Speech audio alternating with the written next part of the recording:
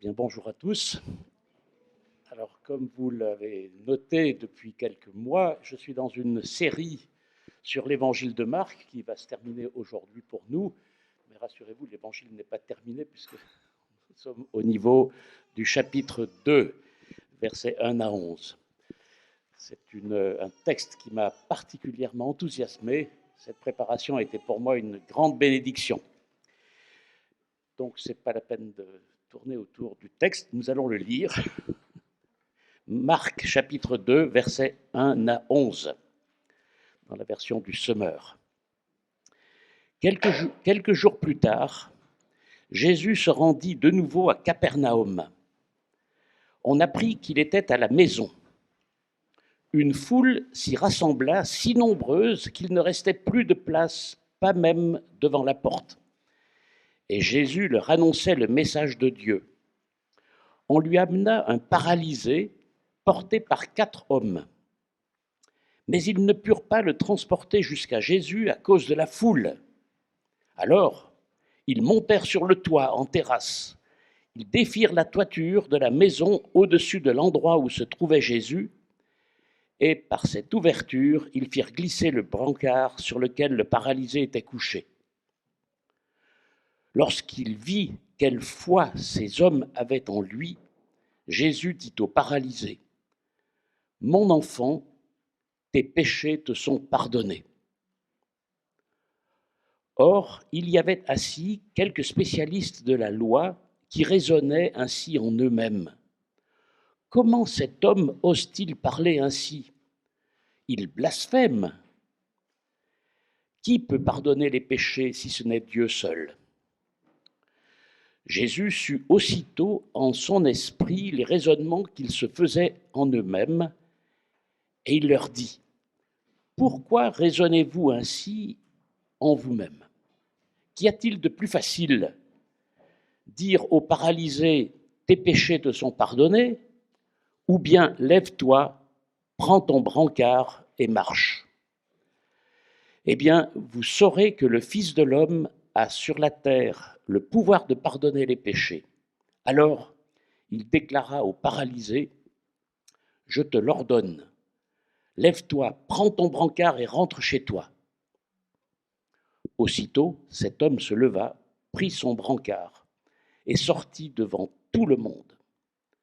Tous en furent stupéfaits et rendirent gloire à Dieu en disant : nous n'avons jamais rien vu de pareil. On a vu au chapitre 1 que Jésus mène un combat contre Satan et contre les esprits impurs. Mais à partir de ce chapitre 2, notre texte que je viens de lire, on note une évolution.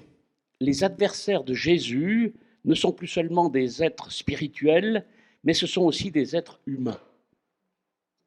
Jésus s'oppose aux chefs religieux et Marc veut nous faire comprendre que ces chefs religieux qui s'opposent à lui sont en fait au service de Satan, comme le sont les esprits impurs, même si ces chefs et ceux qui gravitent autour d'eux n'en sont pas conscients. En tout cas, dans notre texte, on voit que Jésus est contesté. Et quel est le contexte ? Au verset 1 et 2, on voit que Jésus annonce l'évangile au sein d'une maison. Quelques jours plus tard, Jésus se rendit de nouveau à Capernaum. On apprit qu'il était à la maison. Que s'est-il passé durant ces quelques jours ? On ne sait pas exactement, mais la fin du chapitre 1 nous dit que Jésus se tenait dehors dans des lieux déserts et que les gens venaient à lui de toutes parts. Et depuis ce séjour forcé dans des lieux déserts, Jésus a certainement réussi à revenir incognito, peut-être de nuit, on ne sait pas, en secret, dans la maison, dans cette maison de Capernaum, qui est certainement celle de Simon et d'André. Seule maison citée au chapitre 1. Cette maison devait servir de quartier général à Jésus quand il se trouvait dans cette région. Et on voit que, au verset 2, une foule s'y rassembla, si nombreuse qu'il ne restait plus de place, pas même devant la porte, et Jésus leur annonçait le message de Dieu. Cela nous rappelle ce que nous avions vu au chapitre 1, verset 33, quand la ville entière se pressait devant la porte de la maison. Et dans cette maison, Jésus annonce le message de Dieu. Et ce message, nous l'avions vu aussi au verset 15 du chapitre 1. Souvenez-vous, il est en 3 points. Le temps est accompli, disait Jésus. Le royaume de Dieu est proche. Et troisièmement, repentez-vous, changez, croyez à la bonne nouvelle. Jésus proclame encore et à nouveau ce même message à Capernaum. Notez que les 2 premiers points de ce message peuvent être plutôt encourageants à entendre, en tout cas pas trop contraignants. Le royaume de Dieu est proche, ça peut être une bonne nouvelle. Mais le 3e point, changer, se repentir et croire, cela engage vraiment. Ce n'est pas un message à l'eau de rose. C'est un rappel pour nous, dans notre proclamation du message de l'Évangile, de ne pas oublier l'essentiel, à savoir de prêcher la repentance. Cela a suscité l'opposition pour Jésus de son temps. Cela peut aussi susciter de l'opposition pour nous aujourd'hui, quand nous annonçons ce message autour de nous. Ce n'est pas agréable pour quelqu'un d'entendre dire « tu dois te repentir ». Ça veut dire qu'il y a des choses qui ne vont pas, que je dois régler. Mais c'est pourtant ce que Jésus annonce, et c'est ce que nous devons faire aussi quand nous annonçons l'Évangile. Ensuite, au versets 3 et 4 se trouve le point culminant de notre texte pour ce qui est de la composante humaine. Un paralysé est descendu devant Jésus en passant par le toit. Alors j'avais imaginé de pouvoir démonter quelques plaques de toiture, faire descendre quelque chose, un objet, quelque chose pour vous impressionner. Mais c'est ce qui s'est passé dans cette maison. On lui amena un paralysé porté par 4 hommes, mais ils ne purent pas le transporter jusqu'à Jésus à cause de la foule. Alors ils montèrent sur le toit en terrasse, défirent la toiture de la maison au-dessus de l'endroit où se trouvait Jésus, et par cette ouverture, ils firent glisser le brancard sur lequel le paralysé était couché. Qu'est-ce que l'on apprend ici? C'est que premièrement, ce paralysé, il a de bons amis qui sont prêts à le conduire à Jésus. Ce n'est pas toujours le cas. Quelquefois, certains paralysés peuvent se sentir un peu seuls, mais ce paralysé-là, il avait de bons amis. Deuxièmement, il rencontre un premier obstacle qui est la foule. Ils ne peuvent pas passer. On sait par des événements assez récents, il y a eu des problèmes de foule dans le nord d'Israël il y a quelques semaines, si vous avez écouté les informations. Pour ceux qui sont des adeptes de foot, il y a plusieurs années maintenant, en Corse, à Furiani, il y a eu également des problèmes de foule avec l'effondrement d'une tribune, etc. Bref, on sait que la foule peut être vraiment un obstacle et génératrice de danger. Et alors eux, ils empruntent une autre voie. Les maisons de l'époque dans cette région avaient en général un toit plat auquel on accédait par un escalier, le toit étant constitué en général de poutres recouvertes de terre battue ou de chaume. Donc ils ne reculent devant rien, ils sont déterminés, ils accèdent au toit, ils défont une partie de ce toit pour ensuite faire glisser le brancard devant Jésus. Imaginez la poussière, imaginez la surprise de tous et le bruit.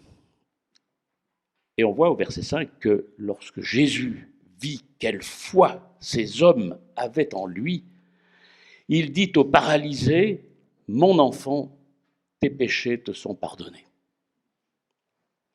Quelle surprise pour ses amis qui sont venus pour obtenir une guérison, d'entendre Jésus dire « Mon enfant, tes péchés te sont pardonnés. » C'est pas ce qu'ils étaient venus rechercher.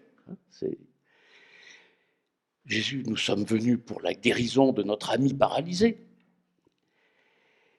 Et ce n'est pas ce que Jésus accorde dans un premier temps. Jésus annonce au paralysé le pardon de ses péchés.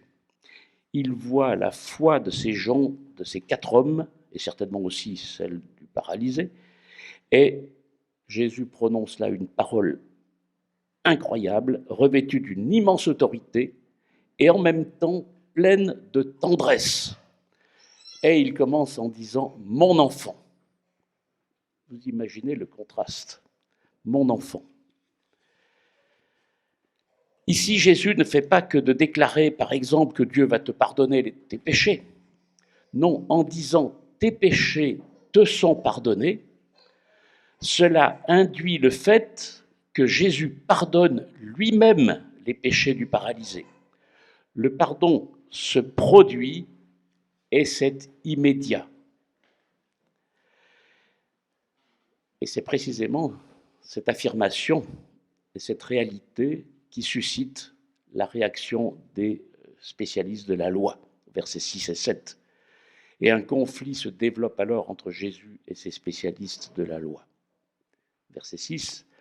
Or, il y avait assis là quelques spécialistes de la loi qui raisonnaient en eux-mêmes. Comment cet homme ose-t-il parler ainsi? C'est-à-dire, comment ose-t-il pardonner les péchés? Il blasphème. Qui peut pardonner les péchés si ce n'est Dieu seul?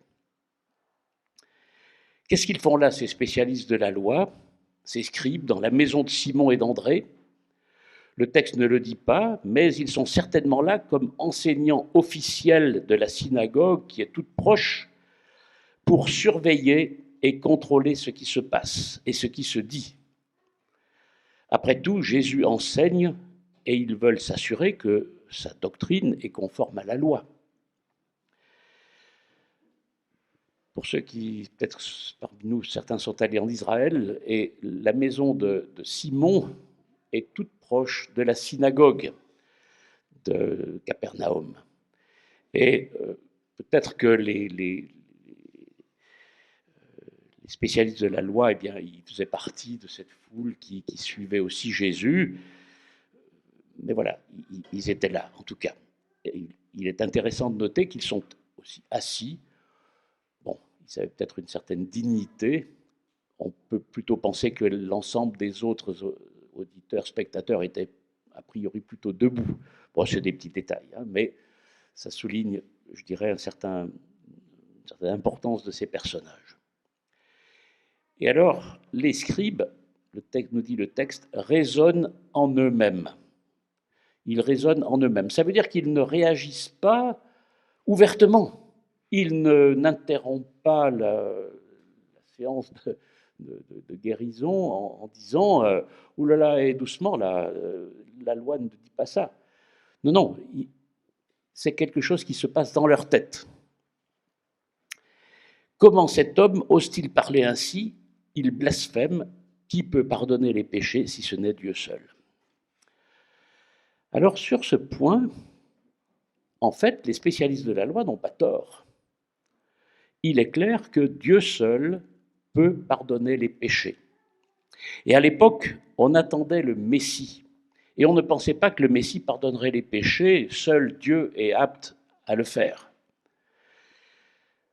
Dans l'Ancien Testament, dans le livre du Deutéronome, chapitre 6, verset 4, on voit que, je lis le texte, « Écoute Israël, l'Éternel est notre Dieu, il est le seul éternel. » Sous-entendu que tout passe par lui, y compris le pouvoir de pardonner les péchés. Donc quelqu'un qui vient déclarer qu'il peut pardonner les péchés se met en porte-à-faux par rapport à ce texte. Et donc là, d'une certaine manière, les scribes n'ont pas tort de réagir. Or là, Jésus vient télescoper ce point de doctrine majeur en se faisant l'égal de Dieu.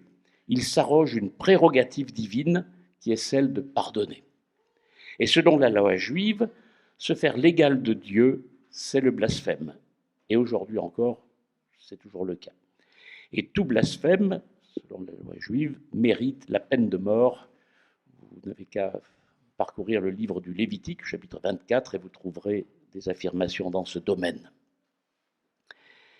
Et dans les versets 8 à 10, Jésus répond à ses accusateurs. Verset 8, Jésus sut aussitôt en son esprit les raisonnements qu'ils se faisaient en eux-mêmes. La situation est pleine d'ironie. Les scribes se disent en eux-mêmes qu'ils blasphèment, que Jésus blasphème parce qu'il se prend pour Dieu, et au même moment, Jésus lit dans leurs pensées et ne fait pas que de deviner ce qu'ils pensent. Non, il voit carrément ce qui se passe dans leur cœur. Or, selon la Bible, Dieu seul connaît les cœurs et les pensées des humains. Et là, on voit que Jésus, il prend une place au-dessus des prérogatives des humains. Jésus est en fait en train de manifester un pouvoir exclusivement divin. Les scribes accusent Jésus d'agir comme s'il était Dieu, et Jésus leur démontre qu'ils n'ont pas tout à fait tort.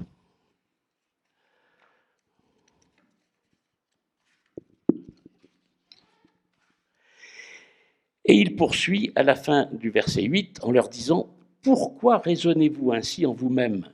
Qu'y a-t-il de plus facile ? Dire au paralysé « Tes péchés sont pardonnés » ou bien « Lève-toi, prends ton brancard et marche ». La question que Jésus pose aux scribes pourrait peut-être être mal comprise. Il ne demande pas qu'est-ce qui est dans l'absolu le plus facile ou difficile entre pardonner les péchés et guérir un paralysé. Le plus difficile, c'est de pardonner les péchés, car cela ne peut se produire qu'à la fin des temps, et Dieu seul peut le faire. Mais ce n'est pas ce que Jésus dit ici. Jésus pose la question, est-il plus facile de dire ceci ou de dire cela? Il est plus facile de dire « tes péchés sont pardonnés » parce qu'une telle affirmation est invérifiable. Si je vous dis « tes péchés sont pardonnés », vous pouvez vérifier que mon affirmation est exacte. Je n'ai aucun pouvoir en plus pour affirmer cela, prendre l'initiative d'affirmer cela. Je ne suis pas Dieu. Donc, il est plus facile de dire « les péchés sont pardonnés » parce qu'une telle affirmation est invérifiable. N'importe qui peut lancer une telle phrase, mais il n'y a aucun moyen de savoir si le pardon s'est bel et bien produit. Alors que quand on dit à un paralysé en public « lève-toi, prends ton brancard et marche », cela engage beaucoup plus et on prend un risque. En effet, les observateurs pourront voir immédiatement si mon affirmation est efficace ou si c'est du vent. Voilà donc le raisonnement de Jésus qui suggère également que si lui peut faire ce qui est le plus difficile, c'est-à-dire de dire au paralysé « lève-toi et marche », eh bien il peut assurément faire ce qui est plus facile, c'est-à-dire affirmer que tes péchés te sont pardonnés. Jésus n'attend pas que ses interlocuteurs répondent. Il poursuit au verset 10, « Eh bien, vous saurez que le Fils de l'homme a sur la terre le pouvoir de pardonner les péchés. » Vous saurez. Jésus s'apprête à effectuer un miracle afin que vous sachiez, vous qui êtes là devant moi, Jésus. Il veut démontrer par une guérison visible que le Fils de l'homme a l'autorité de pardonner les péchés, d'opérer un pardon qui lui est invisible. Notez que Jésus s'identifie ici au Fils de l'homme dans le texte. Cela fait référence à l'une des visions du prophète Daniel, chapitre 7 du livre de Daniel, que nous reverrons un petit peu plus tard. Et au verset 11 et 12, Jésus finalement guérit le paralytique. Alors il déclara au paralysé, « Je te l'ordonne, lève-toi, prends ton brancard et rentre chez toi. » Aussitôt cet homme se leva, prit son brancard et sortit devant tout le monde. Donc, d'une simple parole, Jésus guérit cet homme. Et cette guérison prouve que Jésus a aussi le pouvoir de pardonner les péchés. La déclaration de Jésus sur le pardon est vérifiée et confirmée devant tout le monde. Et la conséquence, c'est la fin du verset 12 de notre texte, « Tous en furent stupéfaits et rendirent gloire à Dieu en disant « Nous n'avons jamais rien vu de pareil. Tous sont stupéfaits, même les spécialistes de la loi apparemment, et les gens tous rendent gloire à Dieu. Ils reconnaissent que Dieu vient de se manifester, ce qui n'indique pas qu'ils ont tous une vraie foi en Jésus. Pourtant, leur réaction suggère que ce que vient de faire Jésus est tout à fait nouveau et inédit. Nous n'avons jamais rien vu de pareil. Une ère nouvelle s'est ouverte. Alors, que retenir de ce passage de Marc, chapitre 2, versets 1 à 12 ? Beaucoup de choses. Je ne vais pas être trop long. Premièrement, on voit que Jésus possède l'autorité de guérir et de pardonner. Il peut guérir et pardonner. Marc insiste sur l'autorité de Jésus depuis le chapitre 1, on l'a vu. Tout au long du chapitre 1, on a vu se développer cette autorité de Jésus. On pouvait se demander quelle était l'étendue de son autorité. On a ici la réponse. Non seulement l'autorité lui permet d'effectuer des guérisons, des exorcismes, qu'on a vu tout au long du chapitre 1, mais elle lui permet aussi de pardonner les péchés. Le point culminant de ce texte, c'est le verset 10. Plus besoin d'attendre le jugement dernier pour recevoir le pardon, on peut en faire l'expérience dès maintenant. Ici même, à Morel ou à Urvan, chacun de nous a la possibilité de se faire cette expérience. Donc, premier point, Jésus possède l'autorité de guérir et de pardonner. Deuxièmement, Jésus fait ce que Dieu seul peut faire.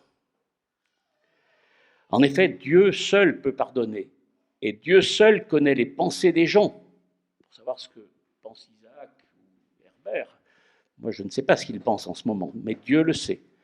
Et là, Jésus, on a vu dans le texte, il savait ce qui se passait dans la tête des scribes.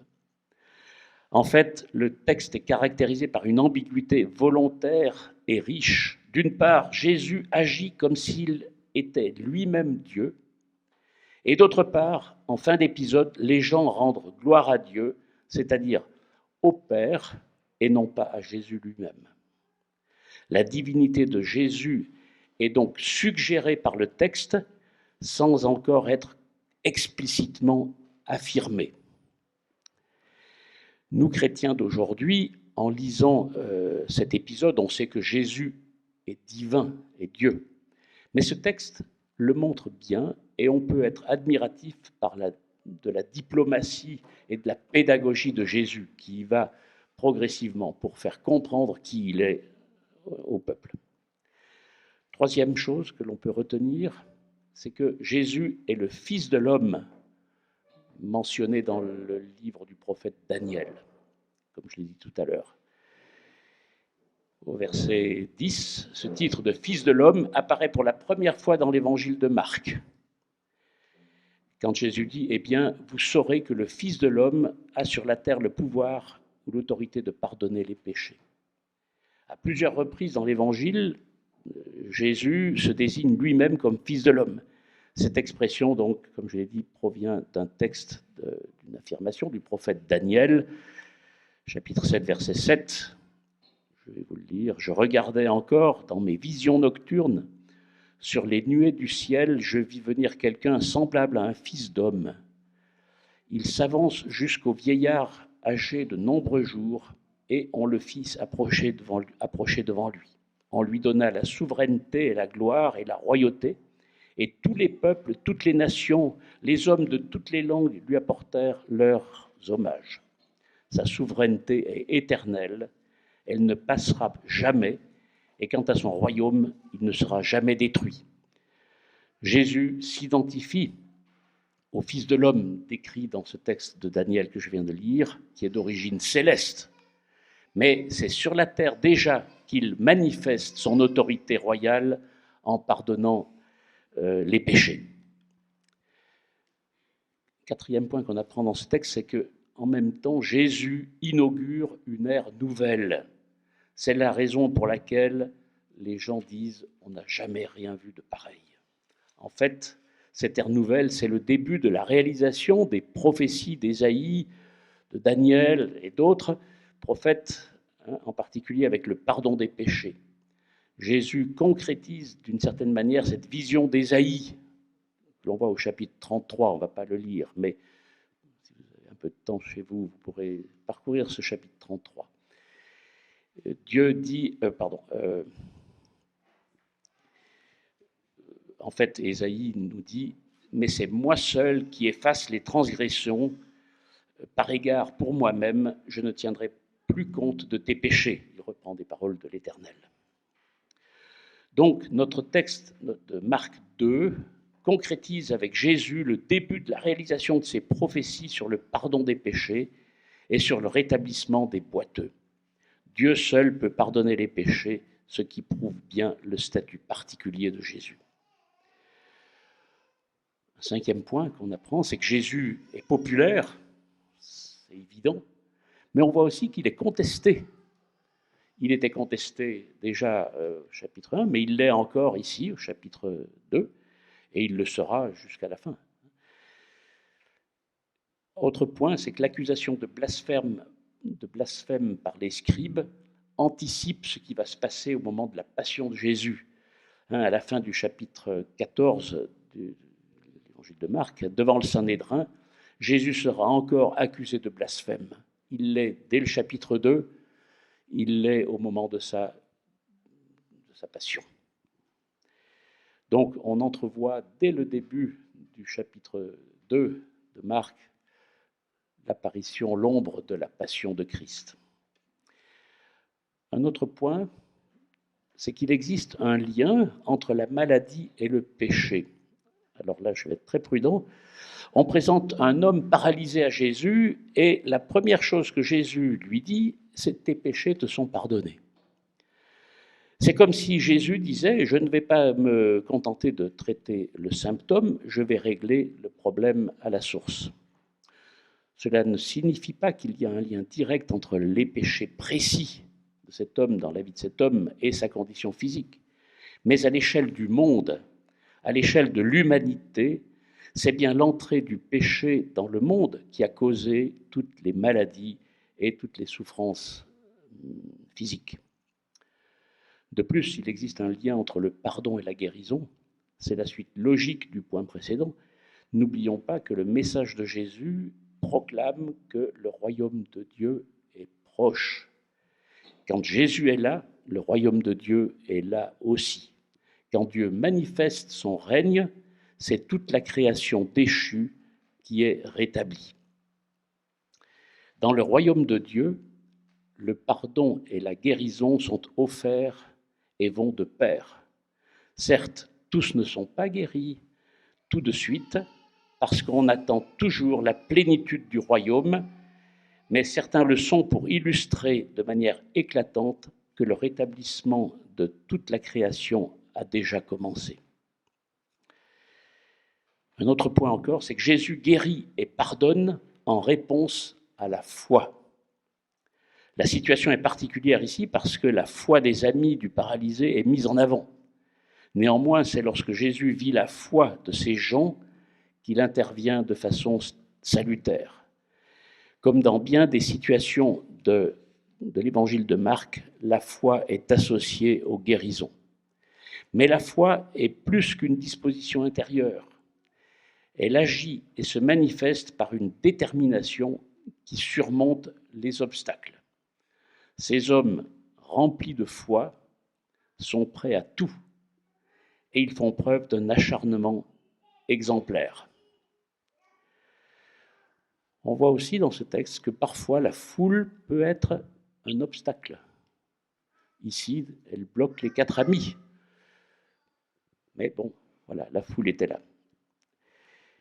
Et le dernier point, c'est que Marc nous invite à rendre gloire à Dieu et à nous joindre aux témoins de la scène du verset 12.